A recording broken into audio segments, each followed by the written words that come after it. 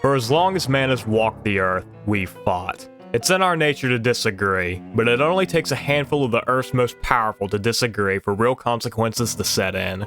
War is one of man's most basic and primal instincts.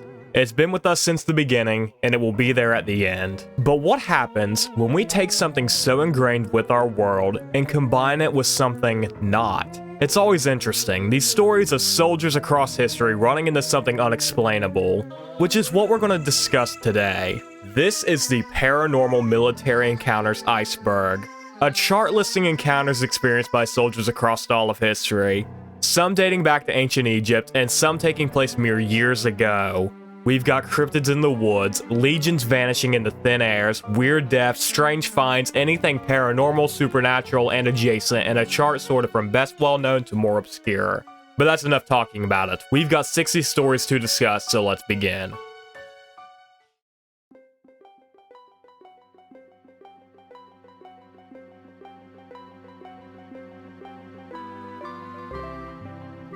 In my 5 years as a content creator, I think I've made it pretty clear I like strange history.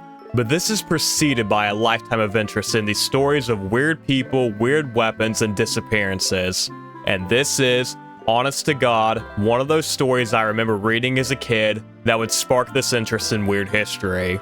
Of course, I'm talking about the disappearance of the Roanoke colonists. After Christopher Columbus discovered America, okay, I know Leif Erikson found it first, and of course there were Native Americans living here, but after Christopher Columbus discovered the continent and made it popular in Europe, discussions of colonies being set up here went underway. These interests reached the English, who sent out a group to form the first English colony in the New World. They arrived there in August of 1587, setting up on Roanoke Island, which is off the coast of modern-day North Carolina. This would be 20 years before the colony of Jamestown was founded in Virginia. Towards the end of 1587, the governor of the colony, James White, was about to leave for England to gather fresh supplies and report the news of the colony to the crown. But he left while England was in the middle of a war with Spain, so he was called in to participate. But once that was done, he got his supplies and sailed back for Roanoke, arriving in August of 1590, only to see there was nobody there. 115 people gone, including his wife, daughter, and granddaughter. There was little traces of these colonists left, with the only remaining clue being a word carved into a wooden post, Croatoan. This was the name of an island south of Roanoke, which was home to a Native American tribe of the same name. So the accepted theory is that the colony was faltering and left to join this tribe. It's also thought, since White took forever to get back, they attempted their own voyage to England, where they got lost at sea. Regardless, it's not known what happened to the Roanoke colonists, and it's likely to never be solved. During World War II, both American and British pilots took notice of strange lights in the sky. They reported them in a range of colors, from red to yellow to green. They began calling them Foo Fighters. Foo was a common word at this time, and it came from the popular children's book, The Smoky Stover. One story of the Foo Fighters comes to us in 1944, when British pilot Edward Shoulder observed 10 bright orange lights following him at high speeds. No radar picked up on these anomalies, so Edward decided to chase them. At this point, they backed off and disappeared. These things were reported flying at speeds of over 200 miles per hour, and it was thought they might be secret German weapons. Official investigations were launched post-World War II, where it was thought that these things were pure light, hence why they weren't showing up on radar. Whatever they were, they remain one of the best well-known mysteries of World War II. And yes, the band got their name from this unidentified phenomena. Very few conflicts of World War II took place on the United States mainland, and the Battle of LA is the strangest one to take place. The event took place on February 25th, 1942, only 3 months after Pearl Harbor. Paranoia was at an all-time high, and rumors of a Japanese attack spread through the West Coast. Inexperienced radar men were threatening fishing boats who were mistaken for Japanese submarines. At 2 in the morning, a military radar picked up contact with something in the sky.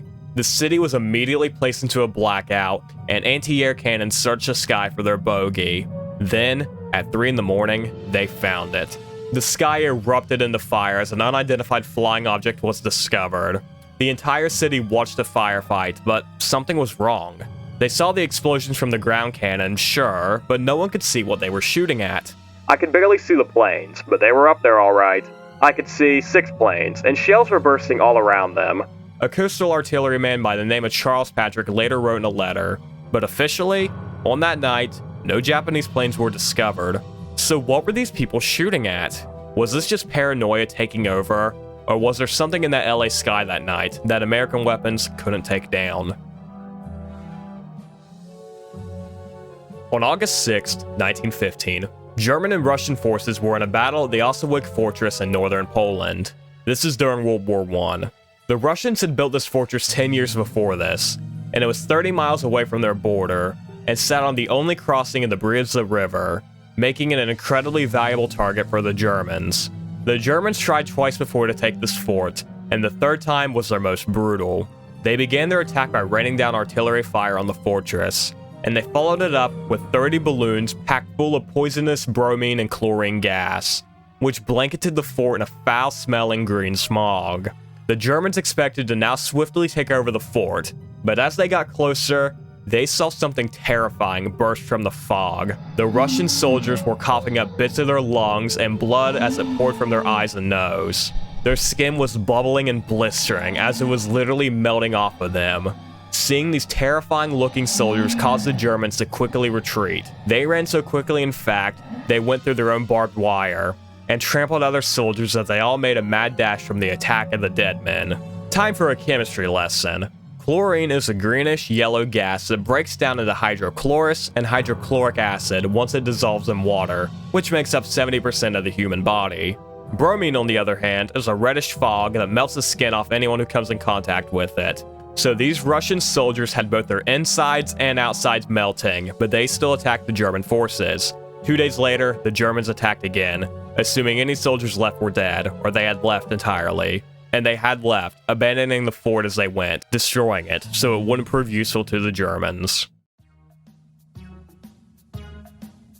Could the White House be haunted? Well, several figures throughout history have claimed it is. We'll start with Winston Churchill's experiences. During World War II, Churchill was staying at the White House, and after he was done with his bath, he stepped outside, lit up a cigar, and saw the ghost of Abraham Lincoln there. Churchill told him, "Good evening, Mr. President. You seem to have me at a disadvantage." To which the former president vanished into the night. Previous to this, other guests also reported Lincoln's ghost. Grace Coolidge, which was Calvin Coolidge's wife, saw him standing over a balcony, looking at the Potomac River.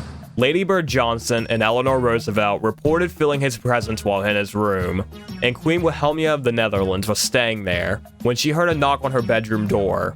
She opened it, and the president was there, to which she fainted.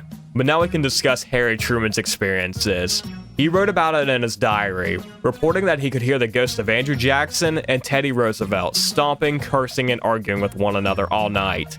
But to explain Harry Truman's experiences, the White House was falling apart in this time, and he actually had to move out so it could be repaired. So he was hearing the sounds of a 200-year-old house creaking and swaying and falling apart. As for Lincoln's ghost, I don't know. Genghis Khan is among the evilest of men in history. For 21 years, he was the great Khan of the Mongol Empire. During his reign, he turned them into the largest continuous land empire in all of history, stretching over 9 million square miles. It's also in these 21 years where Khan killed upwards of 75 million people across his conquest and the famines he created by doing so, cementing Khan in the history books as a man of pure evil. But all of this would come to an end. In August of 1227, Khan and his armies were attempting to seize Zhongheng, a city in China. Unknown to him at this time, this would be his final conquest. Khan was out hunting in the winter of 1226 when he fell off his horse. He was returned home to Mongolia, and his illness progressed. He would never recover, dying in August of 1227. For such a well-recorded and documented man in history, his cause of death is not known. It's thought it was a simple illness, such as malaria or the bubonic plague, or a lifetime of war caught up with him. But some incredibly wild claims have came up as well, like God himself struck him down with lightning. But this isn't where the weirdness of Khan's death ends. We have no idea where he's buried. His death was kept a secret for weeks, and in this time, his body was carried off to some corner of Mongolia. Anyone encountered in that path was killed to keep their route a secret, and once the Khan's body was in the ground, the barriers rode over their site with their horses, burying their tracks. Then, in a true test of loyalty, they ended their own lives. Thanks to this, we have no idea where the Khan is buried, and it's likely to remain this way. Nowadays, Mongolians don't want the Khan's body found, as he's revered in their culture, and he didn't want to be found himself. Plus, if we wanted to find him, good luck. Mongolia is huge and sparse. It's 604,000 square miles of mountain and desert, with only 2% of the country being connected with the roads, so good luck. Imagine this. It's late at night. You're in the bowels of the jungle hiding from and fighting a foreign invader. You can barely see in front of you. But your sight isn't important right now. Your hearing is. Because the jungle suddenly explodes with this.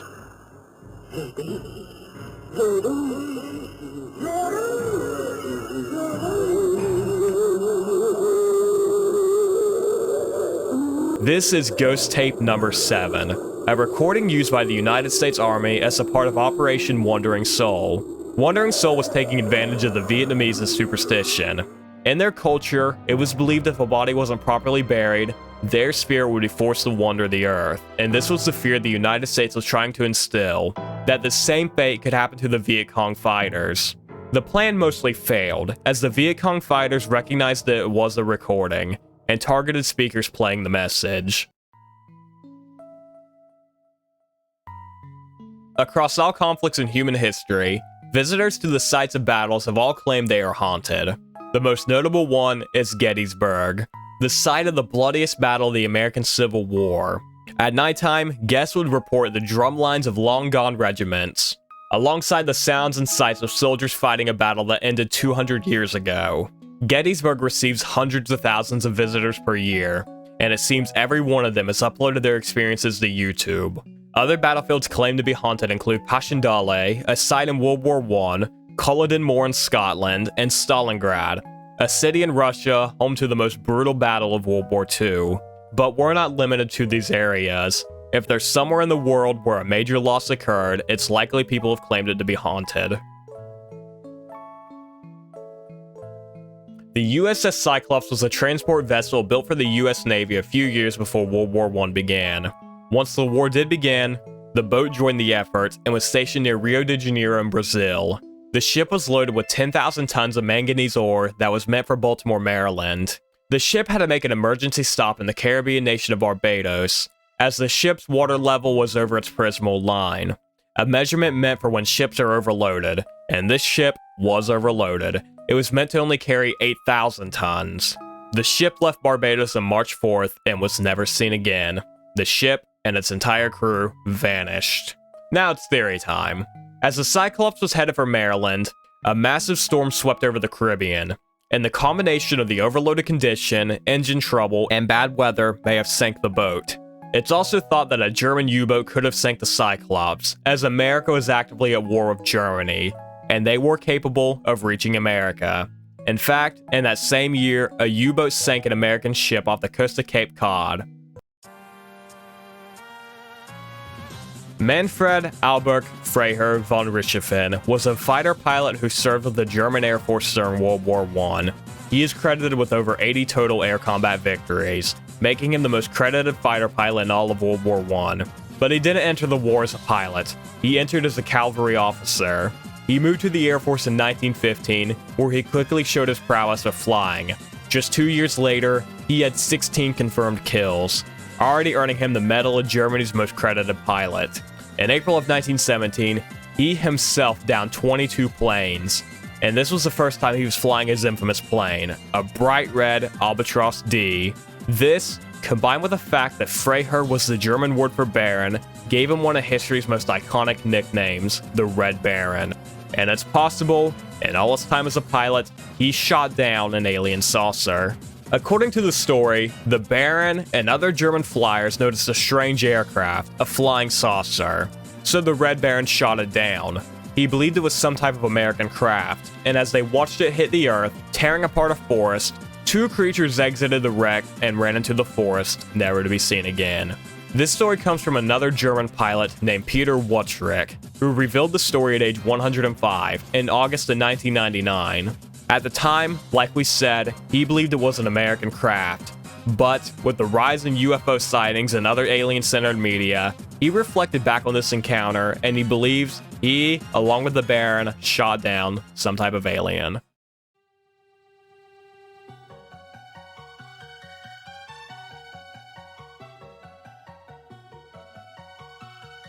And now, we can discuss the story that inspired this iceberg, the hauntings at Observation Point Rock, or what it was nicknamed, Op Rock. In the early 2000s, United States soldiers stationed in the Helmand province of Afghanistan began the construction of a lookout base. But as they dug, they found a human bone. They dug more and found more and more bones, enough to build the entire base out of. They encountered some type of mass grave.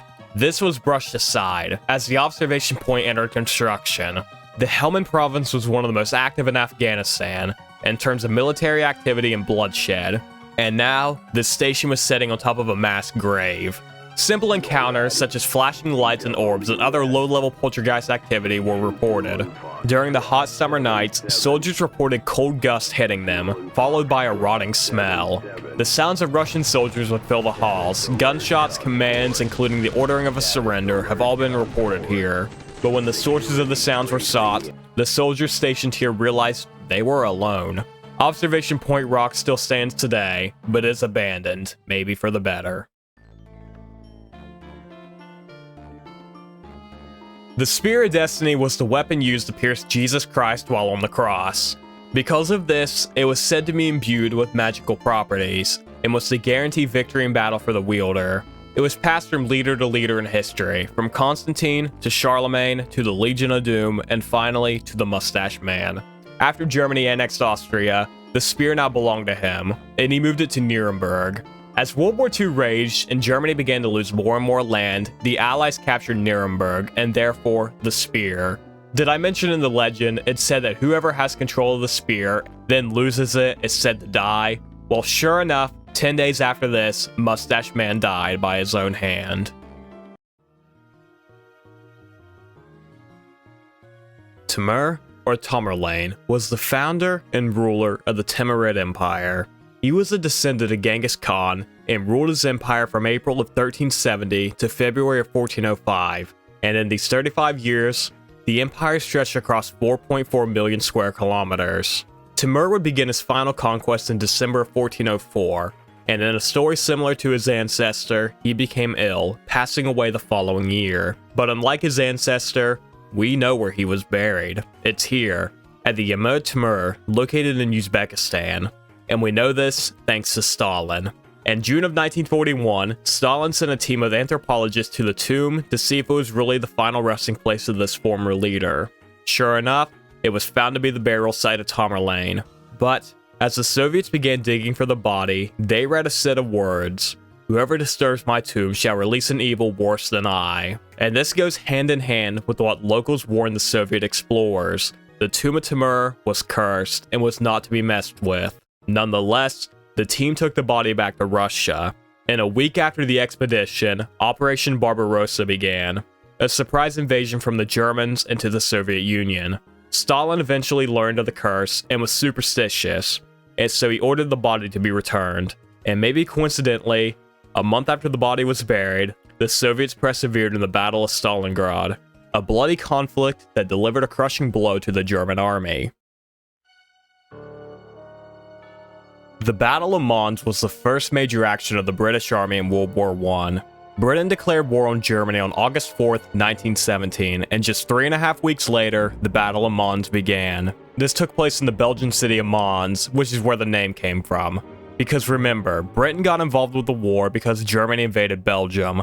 On the morning of August 23rd, German machine guns opened fire on the British forces. But the British began to suffer heavy casualties, and after 7 hours of battling, the British were retreating.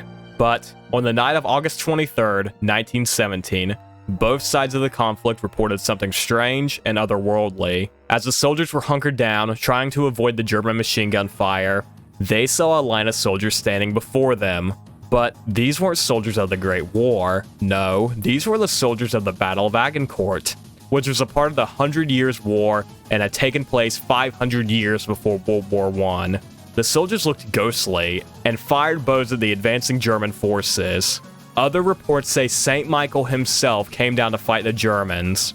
Several said they had seen 3 wonderful, tall, and bright figures come and go, helping the British forces get to safety. But did any of this really happen?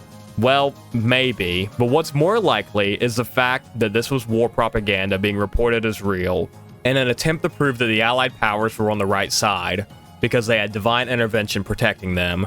They also probably peddled this story in an attempt to raise morale with the soldiers on the front lines, allowing them to believe they had angelic protection on their side. The Legio IX Hispana was a legion of the Roman army that disappeared.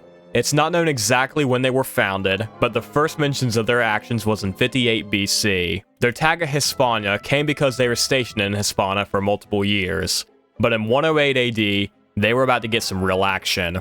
After participating in the Battle of Britain, the remaining soldiers were stationed at a fortress in the Netherlands, as artifacts there have been found that mention the Legion. But this was the end of the road for them, because no one knows what happened to the Legion. This is the newest chronological evidence of their existence, but there are no records of them. They just vanished. Historians believe most of them were wiped out in the Battle of Britain, and the rest of them were moved to another legion, absorbing it. But this was not recorded anywhere in Roman history. According to them, they just disappeared. The North Channel connects the Irish Sea to the Atlantic Ocean, and has proved vital to anyone who is looking to sink British ships, including the SM-UB-35, a German submarine. In the early hours of April 30th, 1918, the U-boat was sitting and waiting in the channel, hoping to stop merchant ships headed from Brazil and the United States to the United Kingdom. U-boats had already sank 300,000 tons of Allied shipping, but not a single pound was taken down by Gunter Kreck, the commander of the UB-35. He was getting frustrated, and as he looked through the binoculars of the ship's conning tower, the ship was suddenly rocked by a massive surge on its starboard side, followed by a massive thud as something landed on top of the ship. Kretsch looked out, and what he saw was downright unbelievable. He saw a monster, a beast with large eyes and a horned sort of skull. The creature's body was serpentine, and it latched onto the submarine and refused to let go. The monster's weight and power was so strong that it was forcing the 730-ton submarine into the water, and the hatch was open, because before this, the crew were standing on their boat like this for some reason. Why did they do this? That's not the point of a submarine. Anyways, Kreck ordered his crew to fire into the monster with their weapons, and eventually, it let go of the submarine and sunk back into the channel, never to be seen again. The U-boat's forward deck was severely damaged and was unable to dive, leaving the boat as a sitting duck for any British ships to see.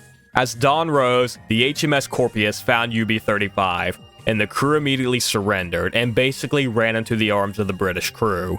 They revealed their tale, and the Corpius sank the U-boat after this, bearing any evidence of the sea monster. There's really no smooth way to transition to this next part, so I'm just going to drop it hard. People believe the U-boat was attacked by the Loch Ness Monster. The Loch Ness Monster is a supposed water cryptid that is said to live in Loch Ness, Scotland. The description of the U-boat attacker and the Loch Ness Monster are quite similar, and their locations are decently close. I don't even want to look at this thing with skepticism. We know practically nothing about our planet's waters. I'm more inclined to believe these spooky stories of sea monsters because of that, and plus, I just think it's cool. In doing research for this video, googling paranormal military encounters, I kept running across soldiers in the Middle East sharing their own mysterious encounters while serving with their respective nations' armies. All ghastly and paranormal encounters. From the regiment's own accounts, and locals in the area providing information and responding, conclusions have been reached that these soldiers were encountering jinn. Jinns are creatures of Arabic legend. Think of them like basically our ghosts or demons. Spirits who have not passed on to the other world. They're shape-shifting beings that take on forms of scorpions, snakes, and other humans. You can read countless of these stories across all forms of social media. Veterans encountering something otherworldly while deployed. After World War II ended, a group known as the Hukbong-Bayan Laban-Sahapan, or the People's Army Against Germany, or nicknamed the Huk, pushed for a more free Philippines, as America was meddling with their elections. Now, America wanted to continue to meddle with these elections, so they began to fight the Hawk, but they didn't want a full-on conflict. So the Americans researched the local area's mythology, and they uncovered the Aswang. The Aswang were reported shape-shifting cannibal creatures. They're practically vampires. And America faked attacks from them to scare the Hawk away.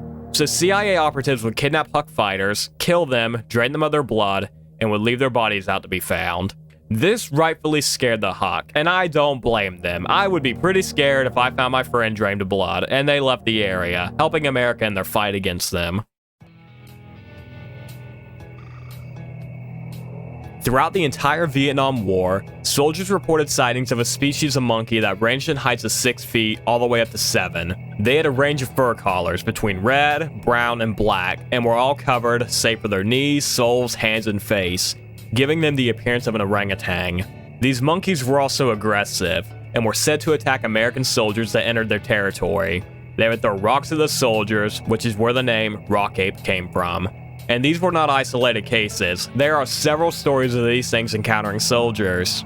There's an area in the Sun Tra Peninsula that the American soldiers nicknamed Monkey Mountain due to how often these things were spotted there. So what the hell are we dealing with? Shockingly, I know, but hear me out, they could have been monkeys.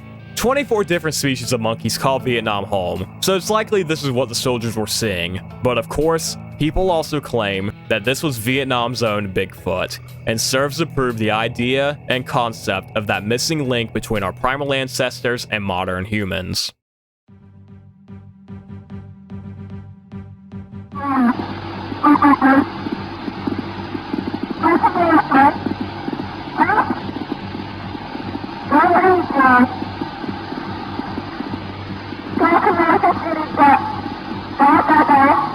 In May of 1961, 2 Italian brothers were listening in with their radio when they picked up on that audio, and they believed this was the sound of a Russian cosmonaut burning alive on re-entry, adding fuel to the fire of a conspiracy theory. Russia was launching astronauts with no regards on getting them back to Earth. This theory was spearheaded by these Italian brothers, Archil and Giovanni Battista.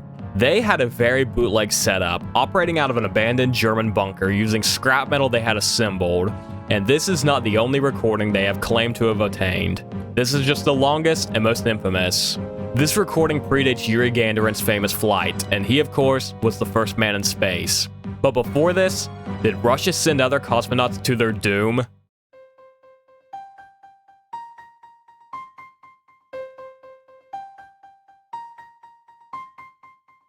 One of the most brutal, yet overlooked battles of the Civil War was the one that took place in Chickamauga. It was the second bloodiest battle in the Civil War, with over 4,000 people dying in 2 days. Once the battle was over, soldiers observed the battlefield, looking for their fallen comrades to bury. But reports across both sides described something strange. All the hate and malice in this area attracted some type of beast. It was white and hairless, a human-like beast with a mangled jaw with 2 large fangs sticking out from it. And of course, it had 2 big bright green eyes. The beast was never captured, but was reported to be seen again after the war. In 1981, Park Ranger Edward Tunney claimed to have seen Old Green Eyes. When it passed me, I could see the hair was long like a woman's. The eyes, I'll never forget those eyes. They were glaring, almost greenish-orange in color, feeling like some kind of wild animal, he said in his report. Nowadays, Old Green Eyes is a local legend, the story of that area that people look forward to no avail.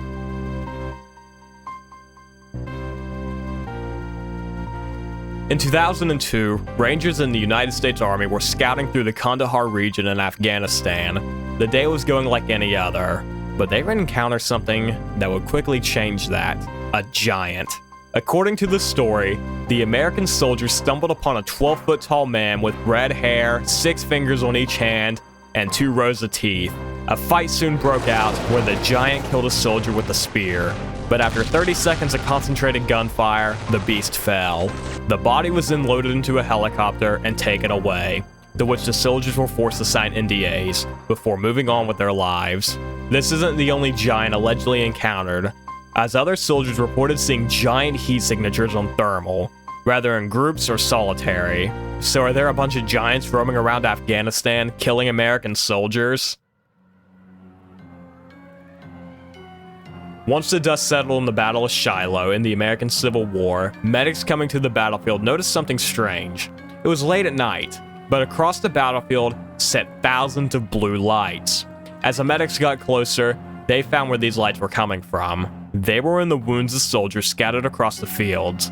Bright blue lights were illuminating the wounds of the fallen soldiers. It's also reported that surviving soldiers, if they had the glowing wounds, were more than likely to survive. Being that it was the Civil War, this was kind of just passed over and was nicknamed the Angel's Glow.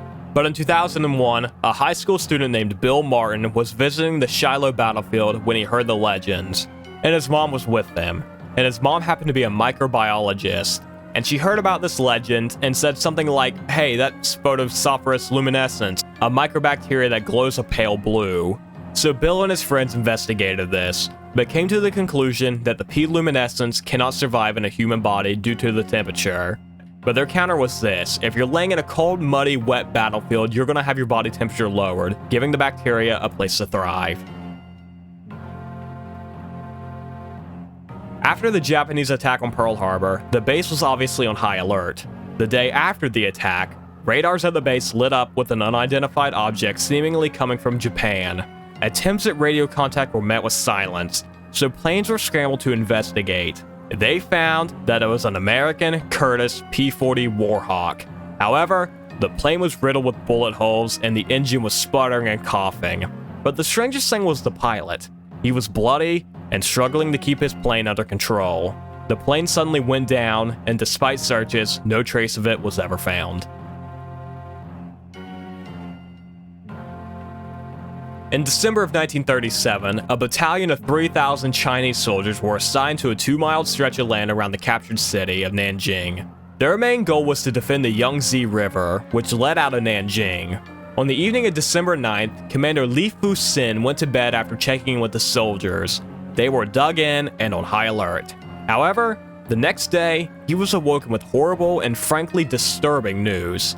The battalion was gone. Not dead, gone. There was no sign of a fight or any form of struggle either. A few soldiers remained and were questioned, to which they said they had not seen any movement from the bridge, and there were no sounds of combat. Two possible theories emerged. One, they abandoned their post and kept heading west. Or, they headed east, across the bridge, and to Nanjing to surrender. This is unlikely, as the remaining soldiers didn't see any movement, and the Japanese would have likely just killed these soldiers. Now, of course, there are the crazy theories, like the idea that they might have slipped into a parallel reality or aliens abducted them. But regardless of what happened, 3,000 Chinese soldiers disappeared and no one knows how. Due to the lack of a reliable supply chain of food for Civil War soldiers, both sides of the conflict usually hunted to keep their unit fed. Entire patches of wilderness were stripped away of all their wildlife, and if it moved, it was eaten. Most of the time, it was deer, rabbit, and maybe a bear, a squirrel, typical of North American wildlife. But occasionally, the Union would bag a pterodactyl. No, unfortunately, this photo is a fake. This photo was made for publicity for a show being made in the early 2000s called Freaky Links. That's it. I know, it's boring. I would much rather believe that the Confederates and Union soldiers took breaks from shooting each other to hunt dinosaurs. But fiction is sometimes cooler than fact. Have you seen this photo before? This is allegedly a massive 100-foot snake that was photographed from the sky. There are two different stories of where this photo was taken. The first one states it was taken in the Congo in 1959, and then it was taken in '64 in Vietnam. This photo is more attached to the Congo story, and it's said that Colonel Remy van Lierde circled the snake and had a photo taken, only to see it rise high into the air and high enough to strike the helicopter if it wanted, so they left it alone. The snake was 50 feet in length and was said to be shades of brown and green with a white belly. There's a story similar to this, where a helicopter was photographing trail lines in the woods, and the crew saw something slithering around. They approached it and saw a massive snake head pop through the trees, and of course, they fled. It was reported that the snake's head was as big as a horse, and its eyes were 3 feet in diameter. Both of these stories are shaky, but the Vietnam one is more so. So let's back up to the Congo one though. The absolute largest snake in Africa is the Rocky Python, and they have been measured to be 50 feet. But the snake Remy saw was twice as large. As we mentioned, the snake was shades of dark brown and green with a white underbelly, but the rocky python is more black and brown with a white belly, like this massive snake. But there's that word, massive. That's a big part of the reason why old species died out. They were too big to feed themselves, so they died. Big things like this don't exist because they need to eat a lot. But while we're on it, let's talk about the Titan boa. This was a massive, extinct species of snake that grew up to be 49 feet in length. So the theory is that this snake was a leftover Titan boa. On August 2nd, 1964, several American warships were in this Gulf, conducting surveillance missions against North Vietnam. While this was going on, the DoD was overseeing South Vietnamese attacks on northern radio towers, bridges, and other military targets. And these attacks began on July 31st. The North responded by sending torpedo boats after southern vessels. One of America's destroyers, the Maddox, noticed this, and they left the area. But they returned on August 1st. But as they came back, 3 northern torpedo boats approached it, and the Maddox fired warning shots. But the boats continued, so the Maddox opened fire. Later, the Maddox reported another attack, but this one was later found out to be a blatant lie. This became known as the Gulf of Tonkin incident, and is actually what got the United States into the Vietnam War. But let's pause and talk about that second attack real quick. On August 4th, massive storms swept through this area, interfering with all communications and signaling. And a second report of an attack was sent to Washington, but this attack never happened, like we said. So what did happen? What caused the United States destroyer ship to believe they were under attack for 4 hours? Well, sailors on the Turner Joy reported seeing torpedoes on the ship's sonar. Or at least, it was what they thought were torpedoes. Because they were moving weirdly, and the Turner Joy never experienced any damage. So what was it on the sonar? Giant pyrosomes. These are invertebrates that travel in a colony and flash a light when disturbed. They also float to the top of a surface and show up on sonar. And they live in the waters of Vietnam. So yes, it is possible and likely that harmless sea invertebrates caused the death of a couple million people. Around 524 BC, the Persian king Cambyses II sent an army of 50,000 soldiers to threaten the Oracle of Amun as a part of the Persian conquest of Egypt.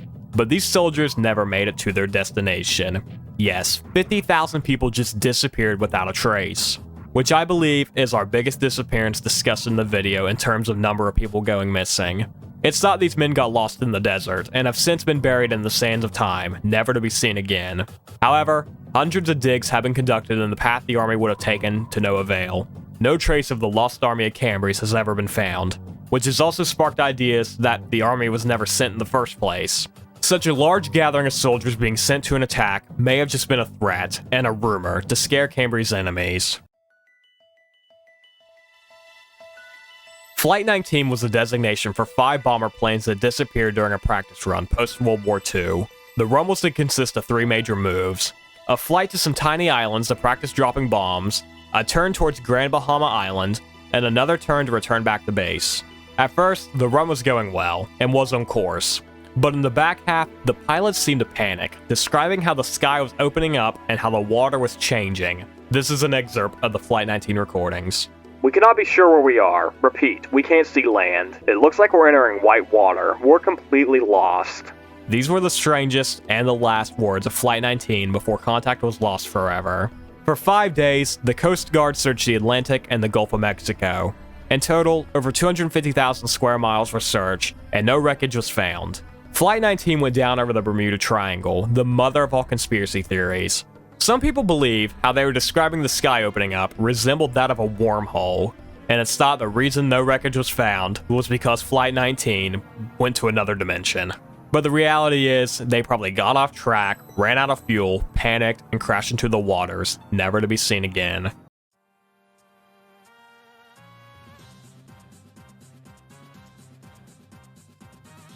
During the American Civil War, the Union soldiers began fighting their tireless fight at Gettysburg, and a lack of morale began to sweep across the lines. They were dying in large numbers, and were pretty sure this was going to end in a loss. Just as soon as they were ready to call it, they saw a ghostly apparition on horseback appear before them, speaking words of encouragement. At first, the men thought it was one of their Union generals, but as they looked at him more and more, they realized exactly who it was. George Washington. Here he was, the first president of the United States on horseback, encouraging the Union soldiers to fight back against the Confederates. This wasn't the only time Washington's ghost was said to appear during the war, as previously, the Union were fighting against rioters in New York City, when Washington appeared and shouted the command, "Fix bayoneters, charge!" And when the father of your country tells you to do something, you oblige. With the bayonet charge, the riot was dispersed. I'm not even going to try and dispute any of this. It happened. I believe all of it. Yeah, sure, Washington appeared to the Union Army twice. In 1933, a man named Alberto Tulli discovered a strange scroll of papyrus dating back to 1480 BC Egypt, which would be during the rule of Thutmose III. Tulli would pass away soon after this, and the scroll fell to his brother, who would also pass away soon after. Because of this, the scroll went missing for 30 years before it was rediscovered by Italian Egyptologist Boris de Roshowitz, in which he read the scroll's shocking contents aloud. On the 22nd, the third month of winter, the 6th hour of the day, one of the chroniclers discovered a strange disk approaching from the sky. It had no head. The breath from its mouth emitted an unpleasant odor. Its body is about 50 meters long and 5 meters wide. It has no voice. It headed towards the king's house. Their minds became confused. They hit themselves in the stomach. They go report back to the pharaoh. Pharaoh ordered to look up in the chronicle the House of Life. The king reflected on all that was going on. After days have passed, they appear in the sky more than ever before. They shine brighter than the sun and extend to all 4 corners of the sky. Soldiers and pharaohs watch together. After dinner, the saucers soared high into the sky to the south. Fish and other plankton pour down from the sky. A strange thing unknown since the construction of the country. According to this scroll, some strange device hovered in the sky for multiple days before it rained down fish upon the lands of Egypt. It's debated whether or not the scroll is even real or a forgery, or it could just be one massive mistranslation, considering the scroll found was a reproduction from Alberto Tulli after he viewed it a single time. Or I guess it is possible the ancient Egyptians saw something strange in the sky that night. Beginning in the early 1950s, several people in the southern United States, mostly centered in New Mexico, began filing reports of some strange green lights in the sky. The reports came from 2 airlines, one civilian and one military, but they both described the same event, a giant green meteor. Another report came in from a military craft in 1948, and again in February of 1949.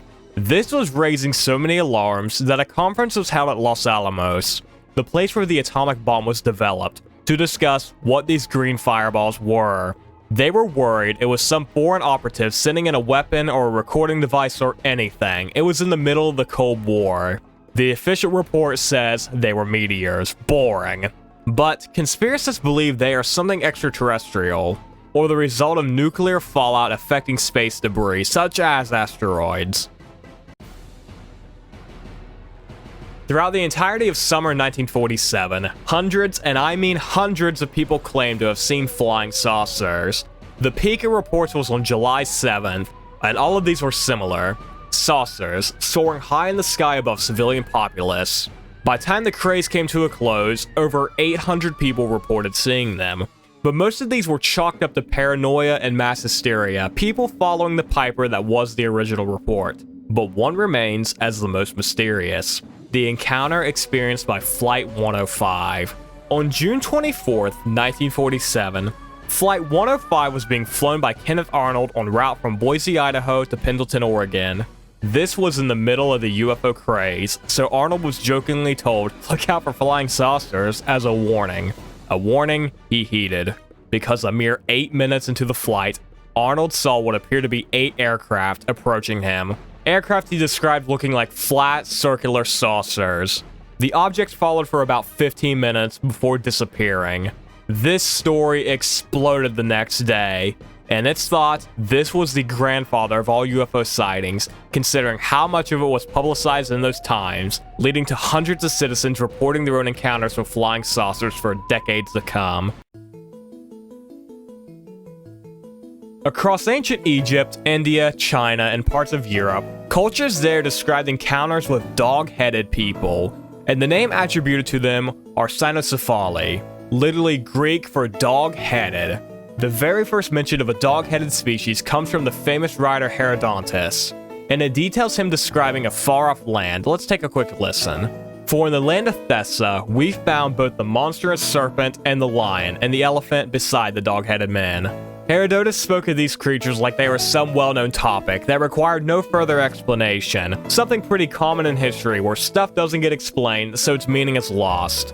Anyways, other reports come from ancient Greece, tying back in with what Herodotus said, that lands in the Middle East and Central Asia were home to a dog-headed species. It's said they understood humans well, but could not speak their language, only responding with barks. These are not isolated reports. I'm reading encounter after encounter of these things, and at first I'm like, alright, dog-headed people, come on, man. But I'm starting to see the vision. The HMS Daedalus was a warship serving with the Royal Navy. Originally built in 1822, she spent most of her time in reserves, ready to fight a war that would never come. However, the Daedalus was used for transport missions, and its most infamous one took place on August 6, 1848. Captain McCall was leading a voyage to St. Helena, which was interrupted by a monster. As their voyage began and they reached the Cape of Good Hope, they reported a long, serpentine monster rise before them, estimating the creature was about 60 feet in length. It was said to be dark brown, yellow, and white, and was moving at about a speed of 15 miles per hour. It remained by the ship's side for 20 minutes before lowering into the waters, never to be seen again, leaving the crew confused as to what they just saw. On May 8, 2009, a historian was on a routine preservation mission at the Auschwitz concentration camp site, where he uncovered a mystery. It was at a prisoner of war camp, at one of the on-site bunkers left over from the war, and inside was a list of 17 names. The names all had English roots, names like Osborne, Lawrence, and Gardner. It's not known who these men are, but theories have popped up. The simplest explanation is that they were prisoners of war, left here to die, like the hundreds of thousands also suffering the same fate. But people also believe this could have been British defectors, ones who fled their army to join the SS. However, the names were uncovered in 2008, and there's been no further developments behind who they are. This is Carl M. Allen, and on October 28, 1943, he claimed to witness something strange. He was at the Philadelphia Naval Shipyard and was looking at the USS Eldridge. He claimed a blue and green glow suddenly surrounded the ship before it just disappeared.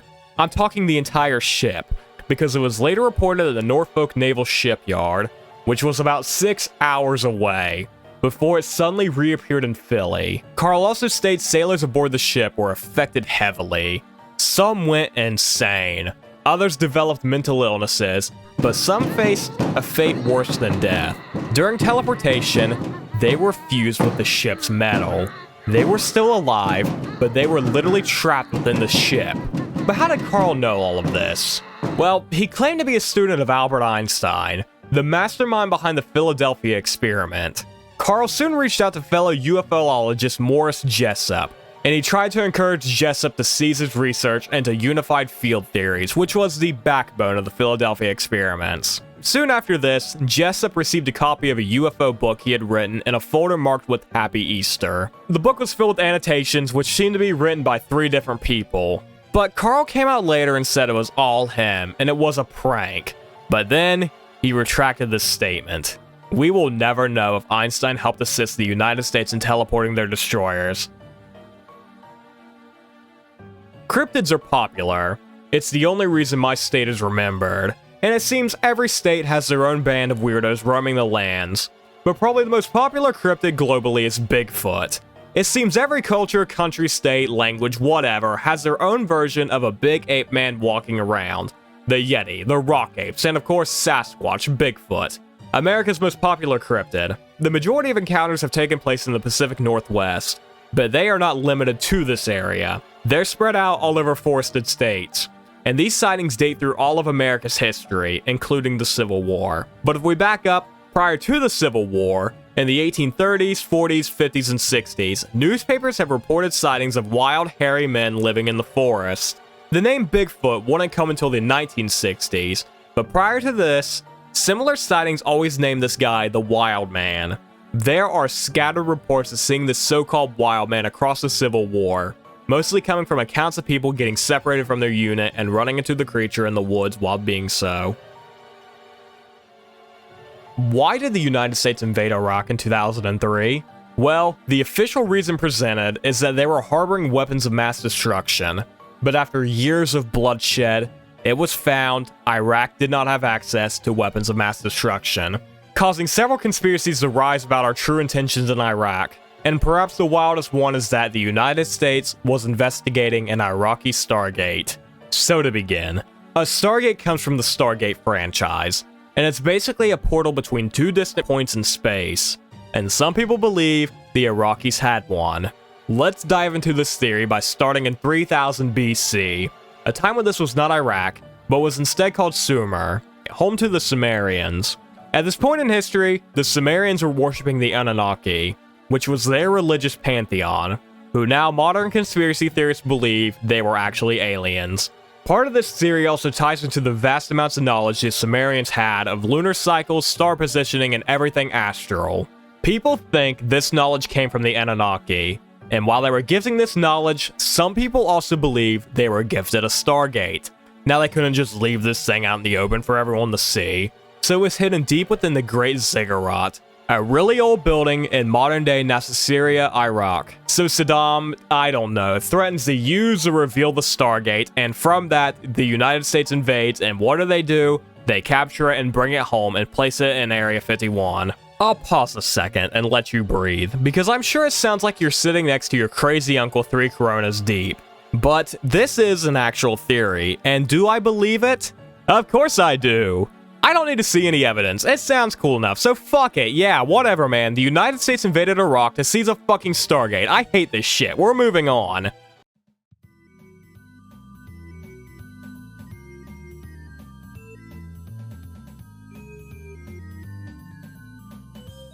We're beginning Tier 5 with another weird creature that was allegedly spotted during the Vietnam War, and that's the massive spiders. I'm a horrible arachnophobe, so we're going to get through this as quickly as we can. The first report of a massive spider in Vietnam comes from a user on the Cryptomundo forum, named Mr. Maxima, who is retelling a story from his stepfather, a Vietnam veteran. The veteran claims he was a part of a 5-man scout crew and were deep within the jungles of the nation. There, the crew encountered what could only be described as massive spiders. They were said to have bodies as big as dinner plates, and their total length was anywhere from 20 to 30 inches. The spiders were also said to have been found around various water sources, like creeks and lakes. Most bizarrely, the stepfather claimed that even after the soldiers unloaded their M16s into them, they still moved around, surviving the gunfire. So where do we begin? We've got a big long game of telephone that starts on a cryptid blog that looks like it hasn't been updated since 2008. I'm not buying this. But a researcher named Carl Schucker has, and is researching this story, trying to prove whether or not it happened. So I guess I'll do the same real quick. There are 3 main species of spiders that live in Vietnam: the grass-cross spider, the giant golden orb weaver, and the Batik golden web spider. The biggest one of these things is the golden orb weaver, but the female of the species only grows up to 6 inches in length, a far cry from 20 to 30. But what about a species not native to Vietnam? Behold, coconut crabs! These things are massive and they're spider-like, so it's possible the veterans saw these things. But they're not native to Vietnam. Here's their nativity, and here's Vietnam.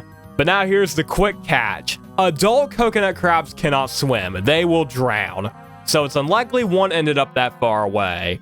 But larval coconut crabs can swim that far. I don't know, man.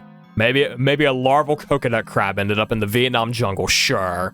But you know what's more likely? This story is a lie. It was a story told to Mr. Maxima in an attempt to scare him, but that's up to Carl Schucker to decide, and I hope he finds nothing, because I hate spiders and I'm done talking about them. Let's move on. In 65 AD, the First Jewish-Roman War was about to begin, and historian Flavius Joseph would write an account of it. And inside his own telling of the event, he witnessed something strange. I suppose the account of it would seem to be a fable. Were not the events that followed of it so considerate a nature to deserve such signals? For before sunset, chariots and troops of soldiers in their armor were seen running in the clouds. As you might have interpreted from that, this was seen as an omen, a warning against the oncoming bloodshed. This may have just been an addition or a lie made up entirely from Joseph to help justify the Romans' conflict during this time. Or it also may have been some clouds. We've mentioned at least one time about how the Germans in World War II were looking for less than orthodox ways of winning their fight, and these less than orthodox methods consisted of searches for these far-off weapons of myth, the most paramount being the Spear of Destiny. But we're not limited to that. They looked for the Holy Grail, the Ark of the Covenant, and Thor's hammer. But now, I'm going to drop a bombshell on you, because Germany was not the only nation messing with the occult in World War II. Across the English Channel, the United Kingdom was getting their own hands involved with the occult, and one of their leading figures in this research was Aleister Crowley. It's rumored Crowley was working right alongside MI6, which is basically the British version of the FBI. It's said he was tasked with investigating the Germans' own occult infrastructure, looking into people like Rudolf Hess, who was the head of the occult for Germany. But the British involvement goes beyond investigations into Germany's own involvement. They were conducting spells to help with their efforts, and paramount amongst these was a Cone of Power ritual, conducted in a forest near Highcliffe-on-the-Sea. It was summer of 1940. British forces just had a perilous evacuation from Dunkirk, and the Battle of Britain was taking place in the nation's skies, and the land invasion was imminent, and a group of witches were set to defend the southern shore. It was August 1st, 1940, when a group of Wiccans gathered in the forest where they stood in a circle before joining their hands. They then focused on a point in the middle before they released their energy onto their target. And who was their target? The German High Command, Mustache Man himself. They were trying to disrupt his invasion tactics, and did it work? Well, Germany's invasion of Britain did fail, but was it due to some witches in the woods? Yes. In the very late hours on a particular night in August of 1969, Earl Morrison and his unit were on the lookout for the enemy in the forest of Vietnam. But the night was quiet. Police and nurses know, though, as soon as you say that dreaded Q word, the job becomes the opposite, which is exactly what happened. At about 1:30 in the morning, Morrison spotted something in the sky. It was a winged creature with the body of a naked woman, but she was solid black, like a flying winged shadow. The creature got closer and was about 10 feet away from the soldiers before it took off into the night. Earl brought this up with the locals, who were terrified. They mentioned tales of these creatures, and how they would swoop down and take men away to be eaten. Robert was rightfully terrified, and he kept the story to himself for years before finally coming out and revealing it. Now imagine this. You're in a helicopter in Vietnam, manning some machine guns, and you're handed these new night goggles to spot the enemy easier. You put them on, and you get back on your gun. But there's no enemies in the trees. They're above you, circling your helicopter. Black, shadowy demons swirling in and around your crew, and you let into them. You start firing wildly. The crew asks, "What the hell are you shooting at?" And you respond, "Can you not see those things?" Sure enough, they put the goggles on too and saw the red night vision demons. Years later, the same unit was given newer goggles, and you put them on and your vision is now green. And there's no demons to be seen at all. As we discussed, the Battle of Mons was the first major action done by the British Army in World War I, and it was awful, made even worse by the fact the werewolf was hunting the soldiers, allegedly. Canadian veteran F.J. Newhouse described the story of a gigantic, otherworldly dog that hunted British soldiers in no man's land. According to this veteran, a German doctor named Gottlieb Hochmuller was developing otherworldly weapons to sway the war to his nation's favor.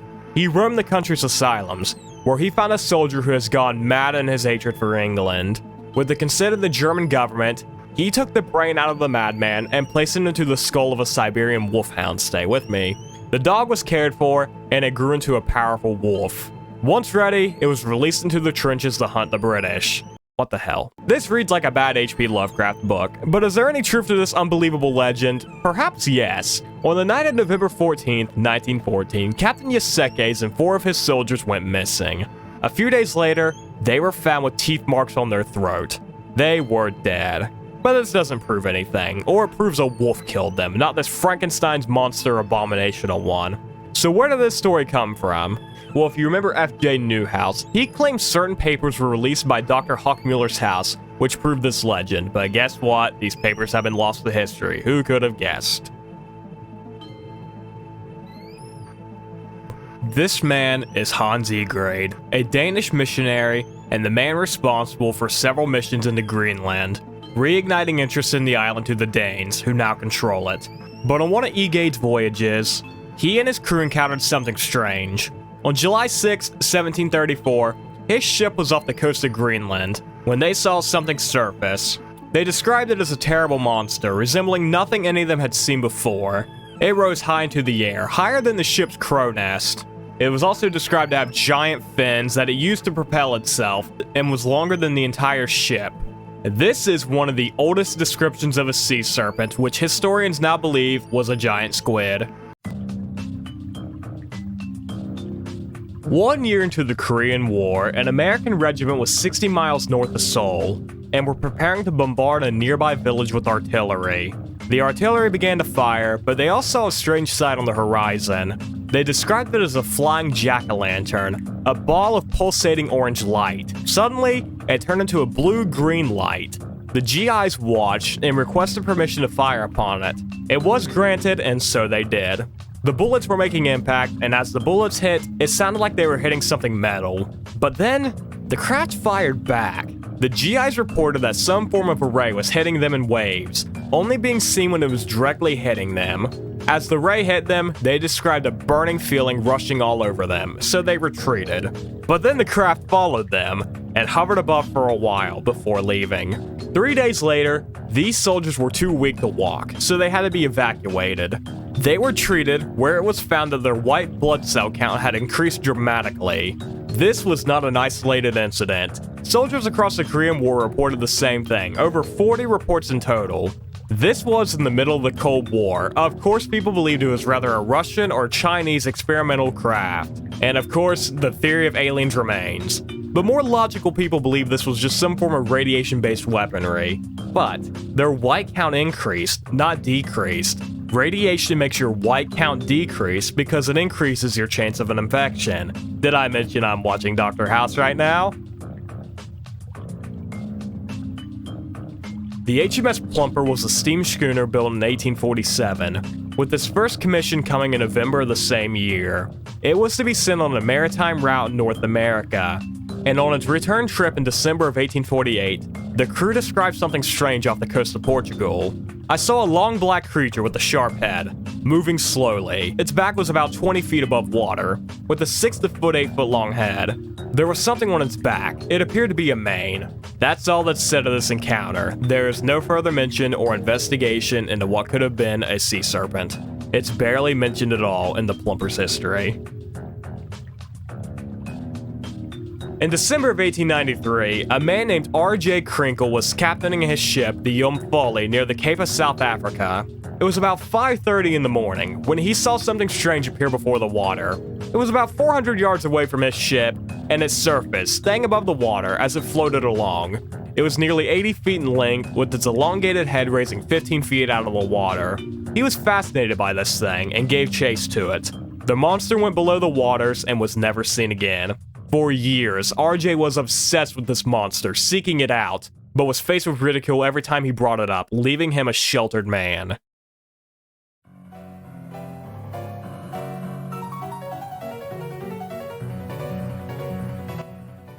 Tier 6. The wildest stories we'll discuss today. It's really weird ending on a 6 tier iceberg. I usually end on a 10, but regardless, last tier, let's get it. And we're beginning a story of Roman times. As a part of the Third Mithridatic War, Mithridates was fighting the Roman Republic, and a conflict that involved most of the Mediterranean and parts of Asia.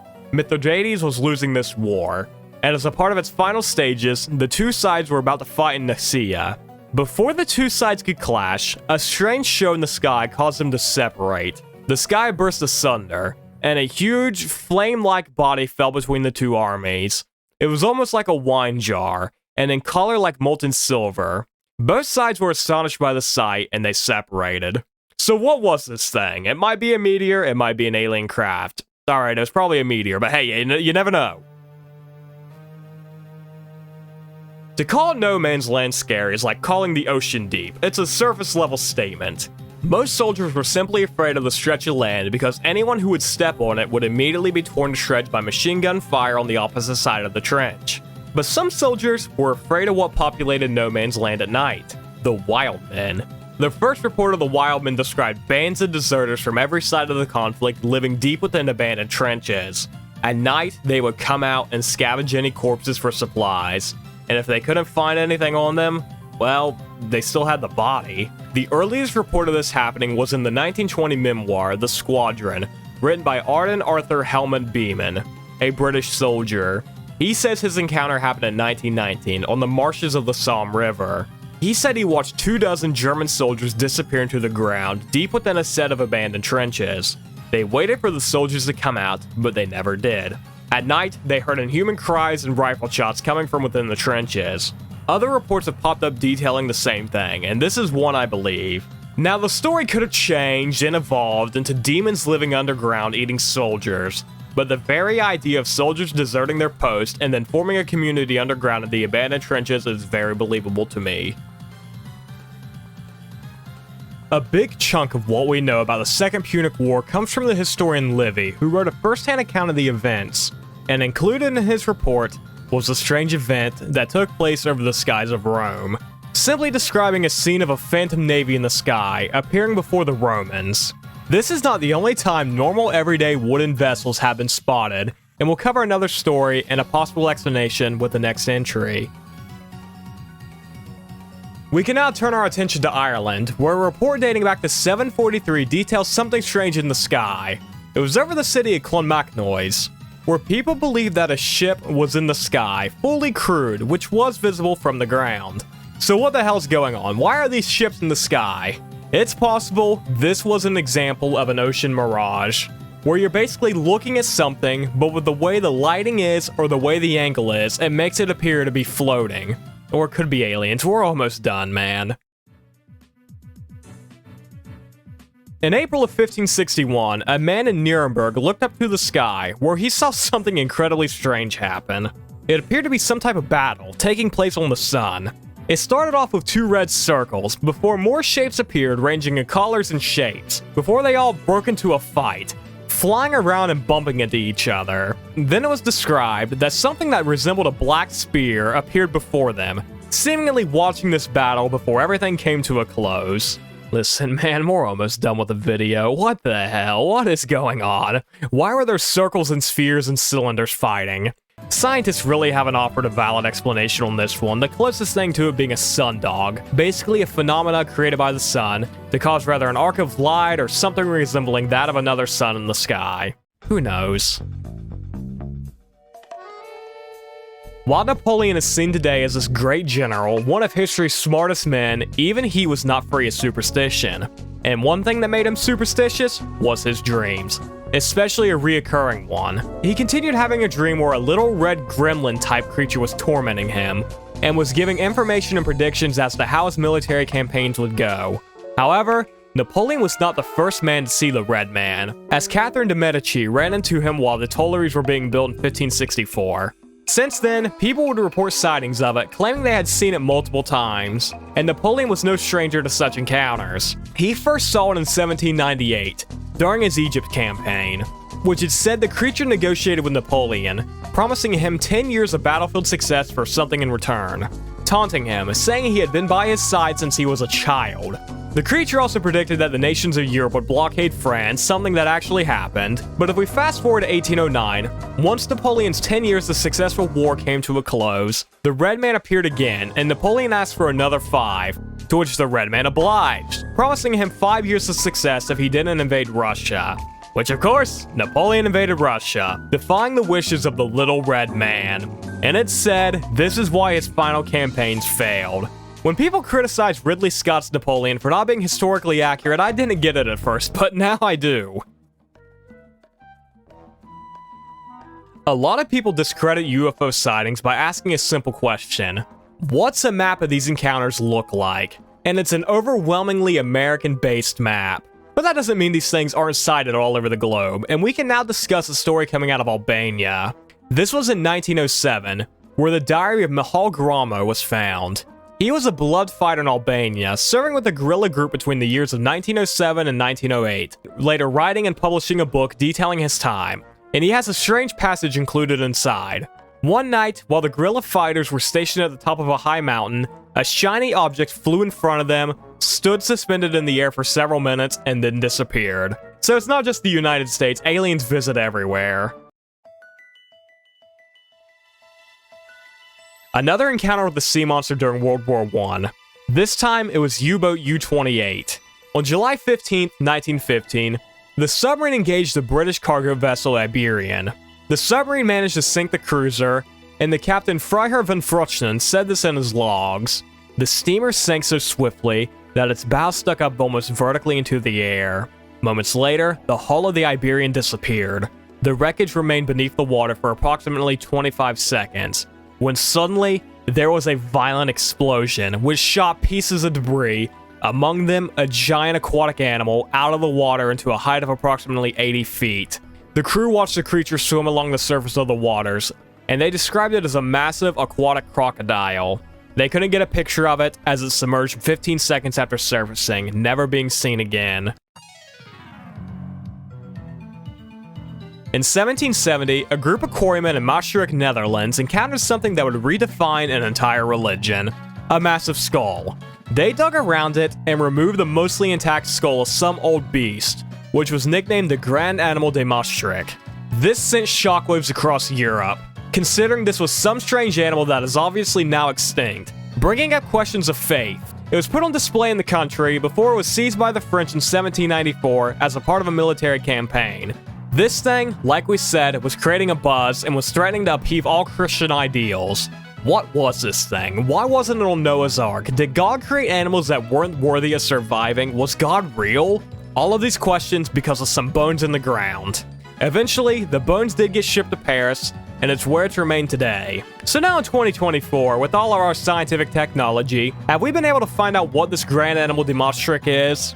Yes. It's a Mosasaurus, a dinosaur that went extinct 66 million years ago. And now we can end our iceberg with the story of a disappearance, the story of K. Punchdang. There isn't a lot of information about K, with the earliest records of him listing his birthplace as Batavia, a Dutch colony on the island of Java. No birth date is known for him, but it's estimated to be in the first quarter of the 18th century. In Batavia, both native Sumatran, Dutch colonists, and Chinese immigrants brought there by the Dutch lived together. But there was unrest between these three communities, and the Dutch began cracking down on the Chinese, leading to a massacre that killed thousands of their citizens. During this massacre, K was credited with leading 800 Chinese citizens to their safety, and upon arriving in another part of Java, word spread of the Dutch's actions, and the heroics of K. Because of this, an insurrection of the Chinese began to fight back against the Dutch, and at the head of it was K. He led his forces in a capture of Cotasoro, but his success wouldn't last for long. The rebels were being squandered across the rest of the island, leading to a recapturing of Cotasoro, and therefore, K. K did evade capture for a while before disappearing. There was no more mentions of this guerrilla fighter. He just vanished off the face of the earth, with his last sighting coming in 1758. And here we are.